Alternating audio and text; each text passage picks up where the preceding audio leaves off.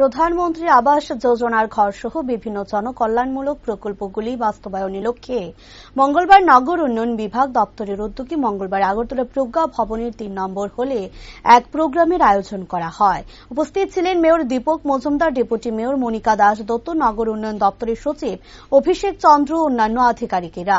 এদিন দপ্তরের চেয়ারম্যান অন্যান্যদের দিয়ে বিশেষ আলোচনা করা হয়। তার মধ্যে উল্লেখযোগ্য ছিল অটল মিশন জলধারা, PMRY স্কিম, প্রপার্টি টেস্ক নিয়ে বিভিন্ন ধরনের অনুষ্ঠানে বক্তব্য রাখতে গিয়ে মেয়র দীপক মজুমদার বলেন, প্রধানমন্ত্রী আবাস যোজনার ঘর নিয়ে জায়গার সমস্যা সমাধান করার ক্ষেত্রে চিন্তা ভাবনা করতে হবে। যাদের ঘর নেই সেই সব গরিব অংশের মানুষ প্রধানমন্ত্রী আবাস যোজনা ঘর পাওয়ার জন্য আবেদন করেন। মেয়র বলেন, জনপ্রতিনিধিদের সেই সব গরিব অংশের মানুষের পাশে দাঁড়ানো। এদিনের সভায় রাজ্যের বিভিন্ন নগর এবং পৌরসভার চেয়ারম্যান ও চেয়ারম্যানগণ উপস্থিত ছিলেন।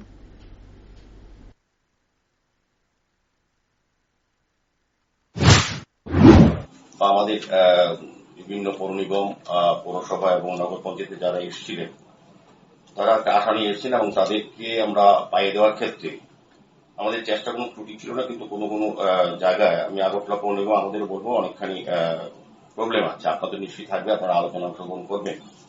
তো আমার যেটা মনে হয়েছে সরকারের পক্ষ থেকে বা দপ্তরের পক্ষ থেকে ডেট ফিক্স করে দেওয়া হয়েছে, এটা বিভিন্ন কারণে এটা লাস্ট ডেট বলা হয়েছে। তো যাই হোক, আমার মনে হয় প্রধানমন্ত্রী আবাস যোজনা যদি আমরা বলি আপনারা আলোচনা অংশগ্রহণ করবেন। আমার আগরতলা পৌর নিগম আমাদের যে প্রবলেমগুলি হচ্ছে, প্রথমটা হচ্ছিল জায়গার ক্ষেত্রে। আমরা দেখেছি first DPR, second DPR, third ডিপিআরে তখন কিন্তু জায়গার কোনো প্রবলেম ছিল না, তখন খাস জায়গাতেই দেওয়া হতো ঘর। তারপরে পরবর্তী সময় সিদ্ধান্ত পাল্টিয়েছে যে বলা হচ্ছে না, জোর জায়গা হতে হবে তার নিজস্ব। সেক্ষেত্রে অনেকটা প্রবলেম।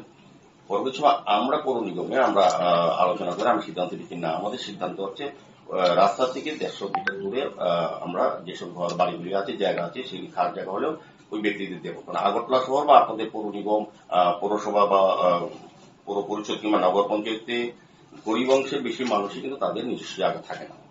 তো যাদেরকে আমরা ঘর দেওয়ার জন্য নাম প্রস্তাব করি বা যারা আবেদন করেন তারা প্রকৃতিক গরিব হন, তাদের ঘর থাকে না বলে তারা বলেন। তো যাদের জায়গা আছে তাদের তো নিশ্চয়ই কিছুটা বাসস্থান থাকার কথা। কিন্তু যাই হোক, আমাদের প্রধানমন্ত্রী যেই কারণে এই স্কিমটা চালু করা হয়েছে প্রধানমন্ত্রীর পক্ষ থেকে, আমাদের কেন্দ্রীয় সরকারের পক্ষ থেকে, এটা হচ্ছে গরিব মানুষের যাদের গৃহহীন তাদেরকে ঘরের ব্যবস্থা করা। সেক্ষেত্রে আমাদেরও দায়িত্ব আছে, যারা আমরা নির্বাচিত প্রতিনিধিরা আছে বিভিন্ন পর্যায়ে, সরকারের সঙ্গে আমাদেরও সহযোগিতা করে আমাদের এই কাজগুলি করা উচিত।